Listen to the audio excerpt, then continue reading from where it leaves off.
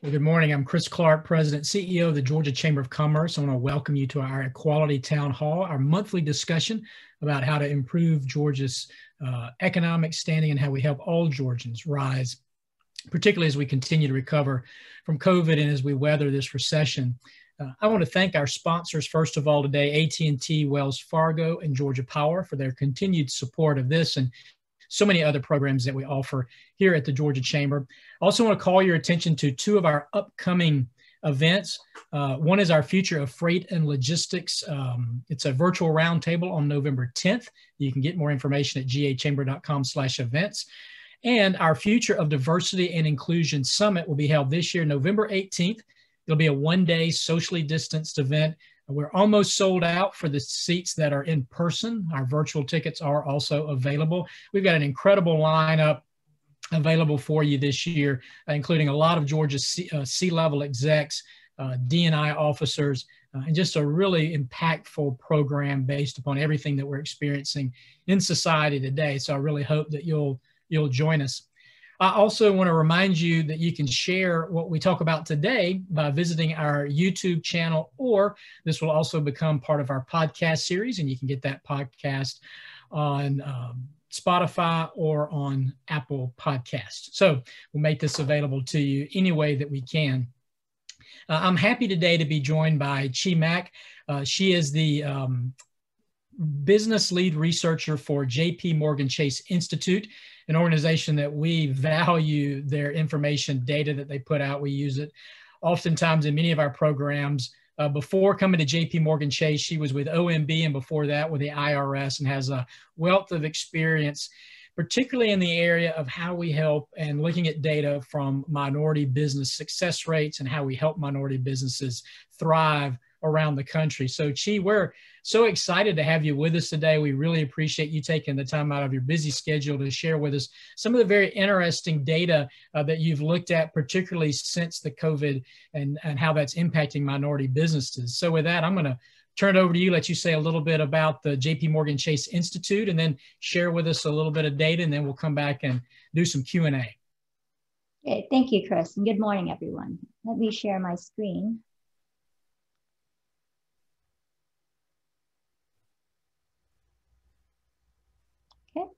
We're all set.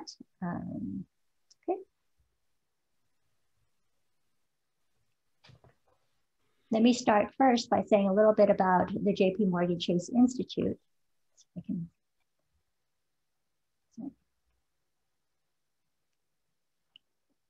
the JPMorgan Chase Institute is an economics think tank that uses the bank's data for policy-oriented research.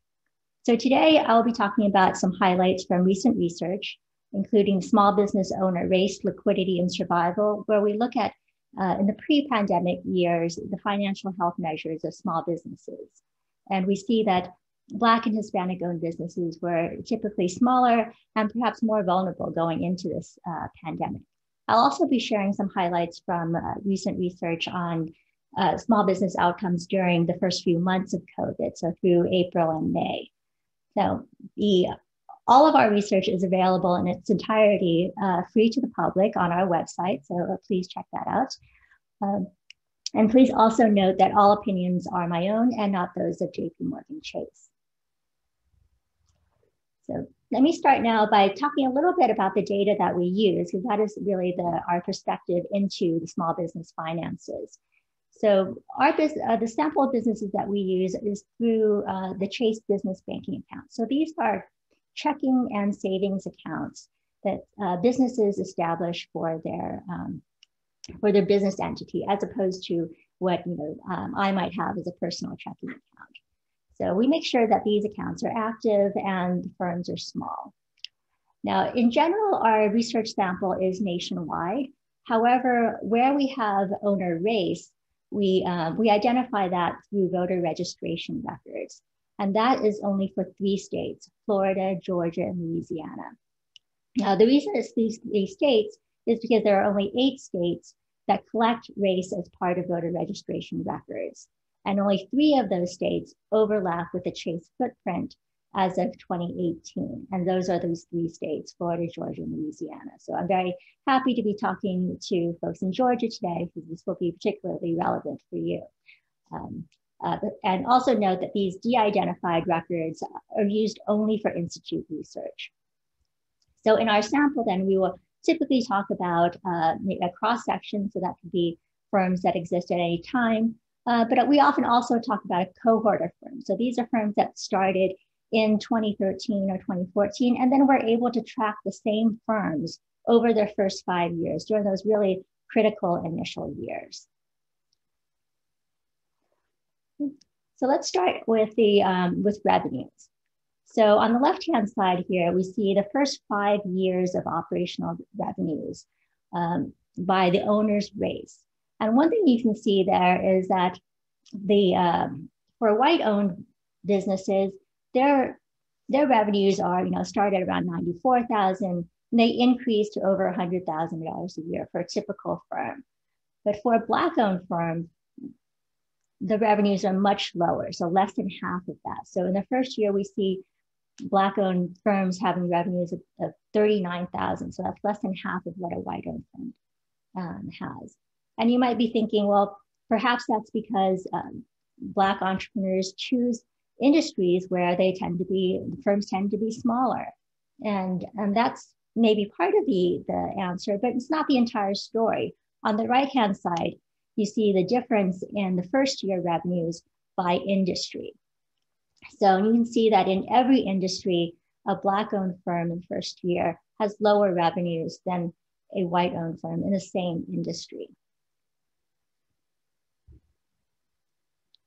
Now, of course, high revenues are only good if you can actually cover your expenses. So here on the left-hand side, we look at the profit margins, again, during the first 5 years of operation. And again, you see a very similar pattern where white-owned firms have higher profit margins than Black-owned firms. And this is going to make a difference because, when you have, the more profits you have, those earnings can be reinvested in the firm so that they can continue to grow, or you could save for an emergency, for adverse shocks, such as what we have now. And on the right-hand side, you see what we call cash buffer days. So cash buffer days measure how many days can you pay out your typical outflows in the event your revenues were to stop. So for Black-owned firms, we see a typical firm can last 12 days. For Hispanic-owned firms, that's 14 days. But for white-owned firms, it's 19 days. So that's substantially more of a cash buffer for white-owned firms versus Black-owned firms, for example. So you might be thinking, well, at this point in time during the pandemic, we've been going on for a lot longer than 19 days. So how are firms surviving? And what we do see during times like these is that firms really pull back on their expenses. So by doing so, they can preserve their cash and last longer than this. So these cash buffer days are for kind of their typical outflows.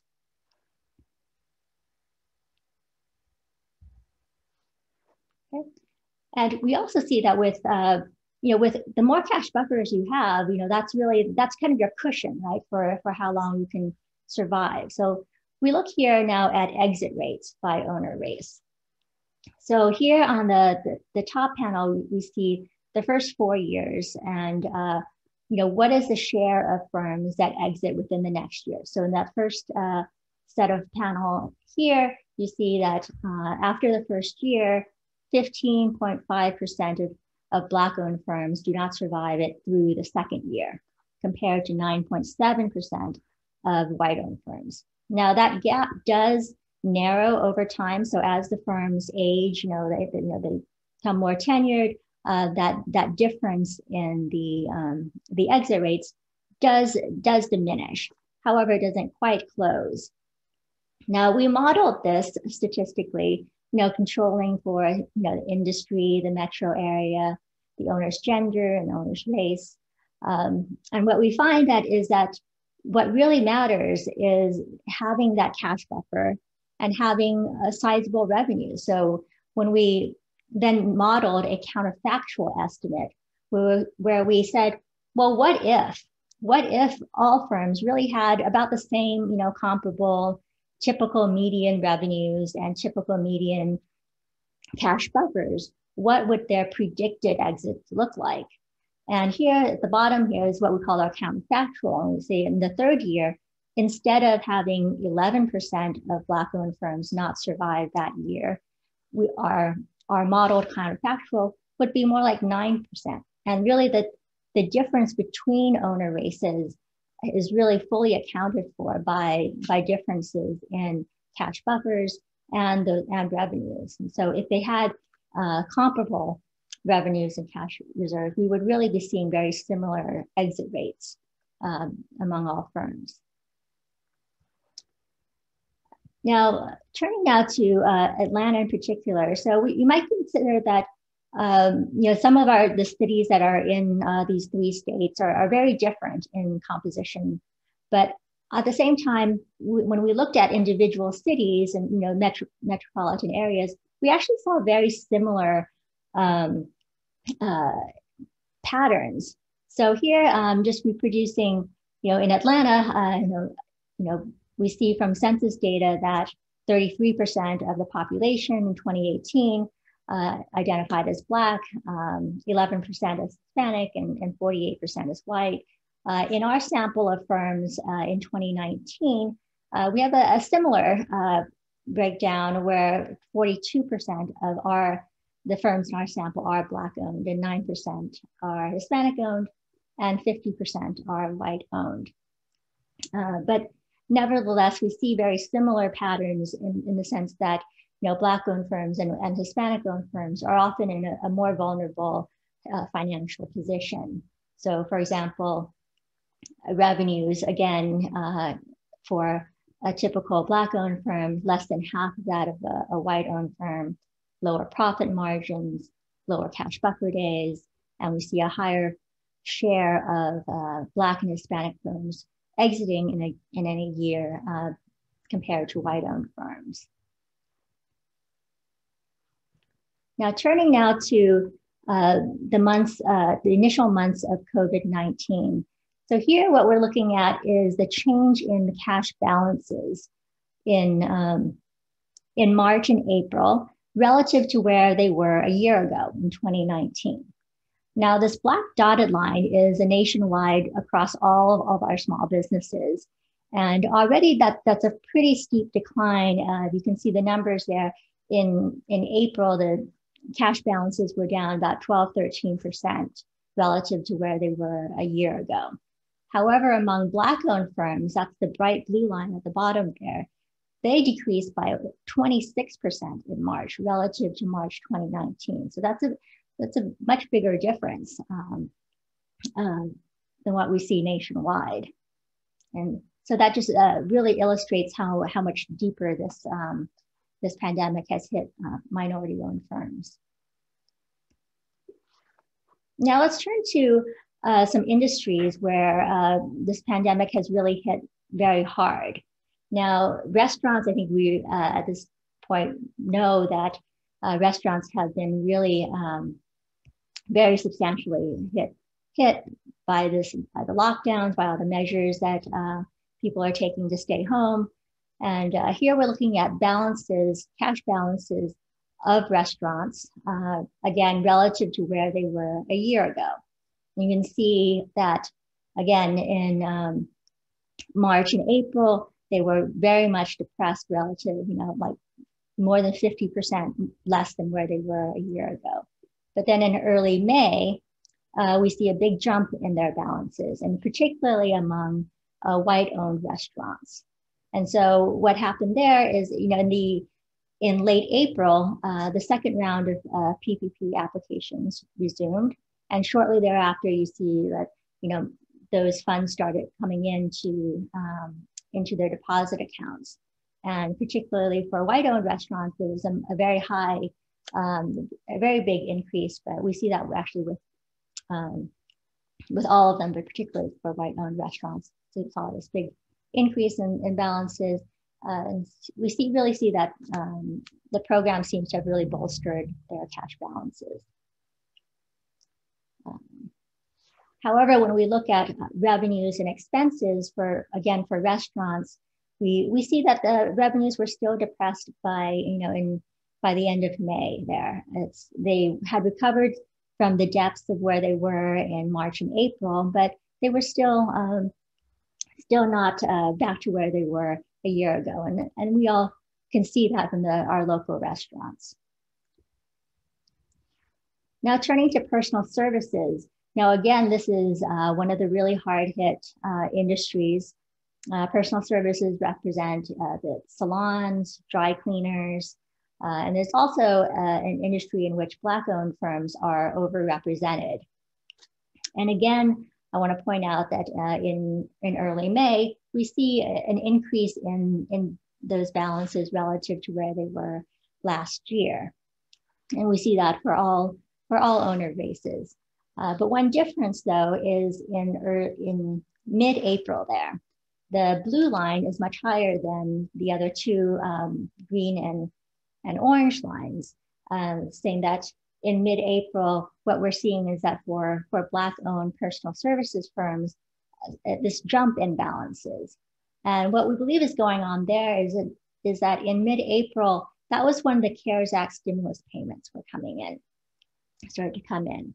And as you recall, those payments were aimed at individuals, not small businesses. That's true. But remember also that most small businesses are non-employers, right, or very small employers. So these are likely pass-through entities that file their taxes through their personal file the business taxes through their personal returns. So to the extent that they're using the same account for a direct deposit of those refunds, those stimulus payments were coming into the business accounts. And that really just underscores how intertwined the small business is with the personal finances of the owner.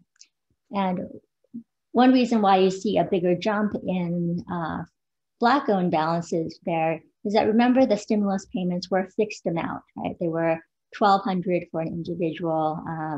So if you were a couple with a dependent, that would have been $2,900.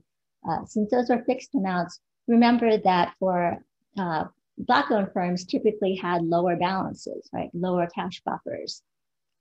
So a fixed amount based on a lower base would be a higher percentage increase. And that's one reason why we see that a larger increase there for Black-owned personal services firms.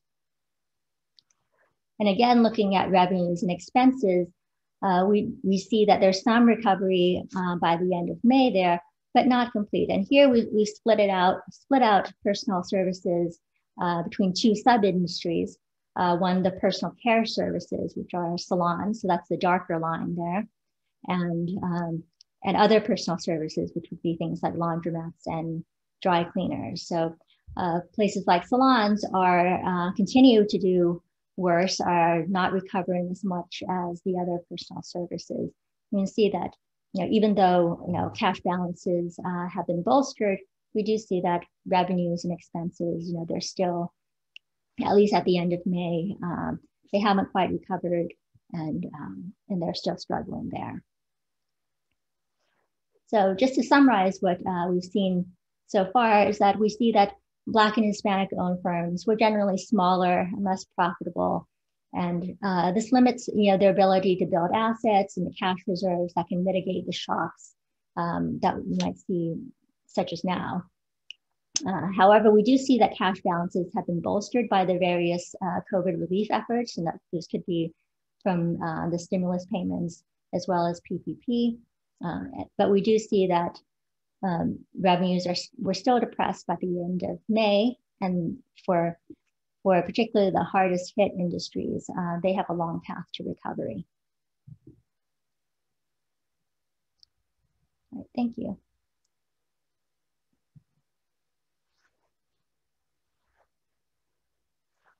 Oh, Chris, you're on mute.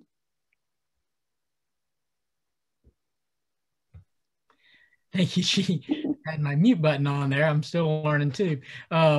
That was great data, great information. I want to take a few minutes that we have left here and ask you a couple questions. considering that fewer Black and Hispanic owned firms obtain external financing, right? So they tend to use credit cards or family dollars to invest when they start their own business up.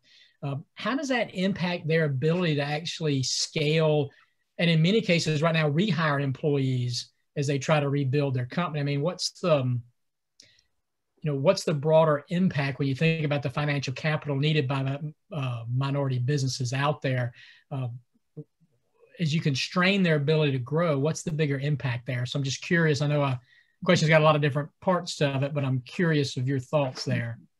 Yes, let me talk a little bit about part of the report that I didn't go over during the presentation. And one thing that we looked at is in our cohort of firms that started in 2013 and 2014 is how many of them had substantial amounts of external financing in their first year. And when I talk about external financing, I know a lot of people are thinking bank debt, but it's not just bank debt. It's, it can be the owner's savings, right? It can be investments from friends and family.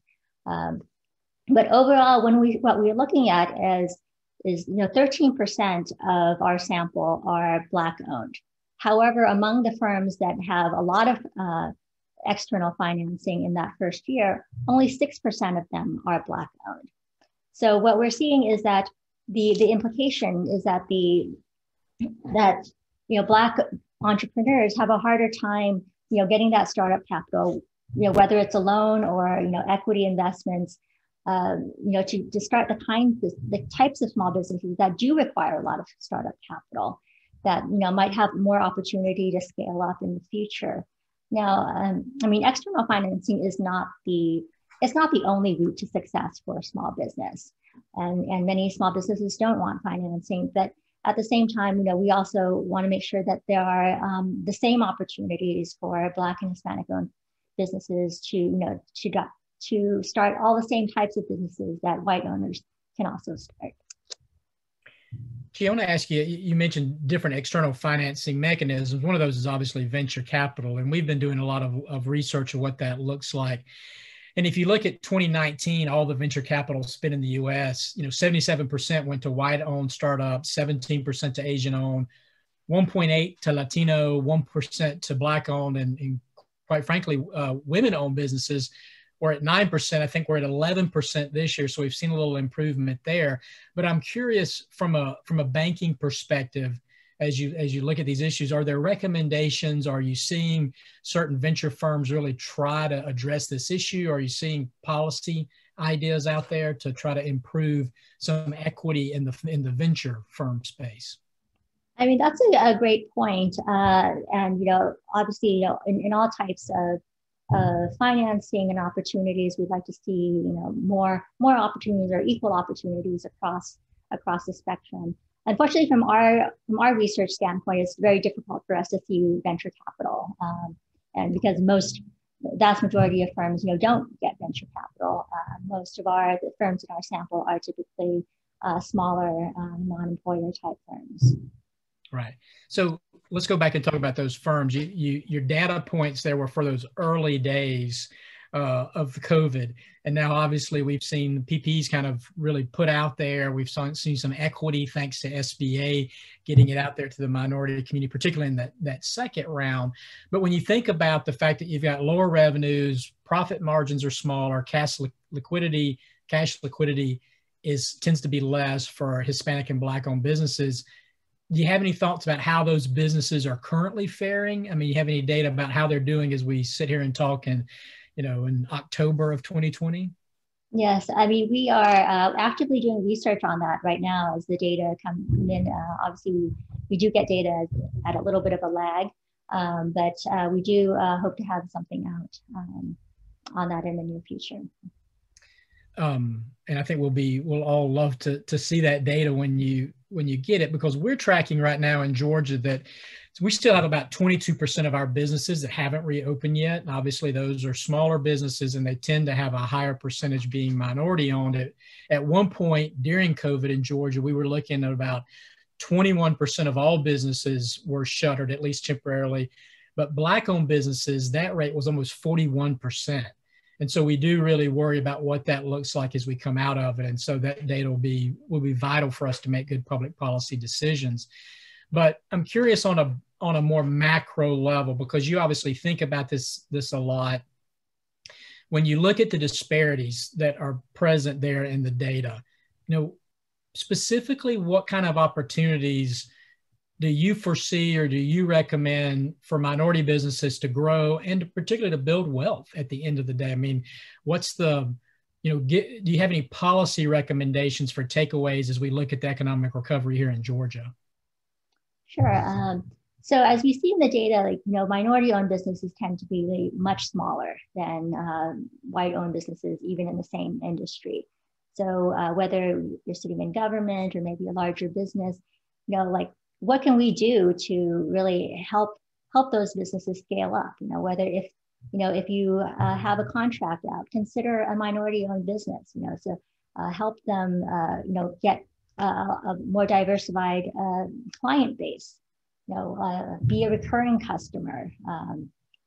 Help them build the business that way through their revenues.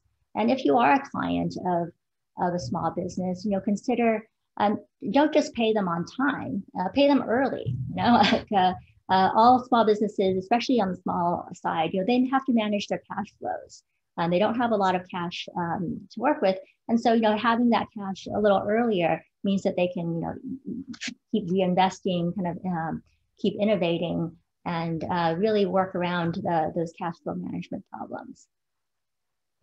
Yeah, we've talked to quite a few businesses that really had focused on minority supplier engagement, but obviously during COVID, your focus turns internally on how you're just keeping open. And so I do appreciate companies like a Home Depot and a Wells Fargo, AT&T, others who have continued those programs of minority outreach and supplier diversity throughout this. We just need to continue to look for ways to magnify that. So one of the things I want to ask those that are listening to us today, whether on our podcast, on YouTube, or live right now, we do want your input and your ideas. We are working on our recovery and resiliency recommendations right now that we'll put out at the end of the month. We'll include much of what she talked about in there, but I want to ask all of you that are listening, send us your ideas and your thoughts. You can do that directly at our gachamber.com. We want your feedback. We want your policy solutions and your strategic solutions. I mean, we're seeing local communities deal with this issue, in a very grassroots kind of way. We're obviously seeing movement with the Georgia General Assembly, their willingness to tackle some of these tough issues on the recovery, and we're appreciative of that. But this really is a bipartisan issue, and we want feedback from all of our partners. And so with that, Chief, thank you for your time today. We appreciate your input, appreciate the work of JPMorgan Chase's Institute and the partnership that we have with you guys. I want to remind our listeners today to join us for our Future of Freight and Logistics virtual roundtable on the 10th, but to go ahead and get your tickets for our Future of Diversity and Inclusion Summit on November 18th. Again, that's a hybrid event. We've got some tickets, socially distanced, face mask required, much like our Rural Prosperity Summit 3 weeks ago. Please join us in person if possible. If not, go ahead and get your virtual tickets. And I really want to encourage everyone that's listening to us today to take the time to go vote. Early voting ends on Friday in Georgia, and then obviously you can vote next Tuesday, and give your employees the opportunity to take time off to go vote as well. It's so very important this year, and we really appreciate your willingness to do that. Chi, thank you for what you do. Thank you to our sponsors, AT&T, Wells Fargo, and Georgia Power, and may God continue to bless our great state of Georgia. Thanks so much for joining us today. Thank you.